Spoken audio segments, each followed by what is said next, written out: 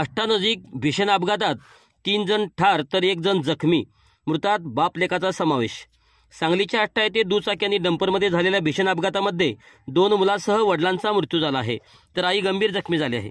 इस्लामपूर आष्टा रोडवर हा भीषण अपघात झाला आहे। अशफाक पटेल वय वर्ष 39, अशरफ पटेल वय वर्ष 12 आणि असद पटेल वय वर्ष 10 अशा ठार झालेल्या बाप लेकांची नावे आहेत। अशफाक पटेल हे आपल्या पत्नी व 2 मुलांसह दुचाकीवरून आष्ट्याहून इस्लामपूरला दिशेने निघाले होते। शिंदेमाळा या ठिकाणी समोरून आलेल्या भरधाव डंपरची आणि दुचाकीची जोरदार धडक झाली, ज्यामध्ये अशफाक पटेल व त्यांची 2 लहान मुलं जागीच ठार झाली, तर पत्नी हसीना पटेल या गंभीर जखमी झाल्या असून त्यांना उपचारासाठी शासकीय रुग्णालयामध्ये दाखल करण्यात आले आहे। या घटनेची माहिती मिळताच पोलिसांनी घटनास्थळी धाव घेत पंचनामा केला आहे।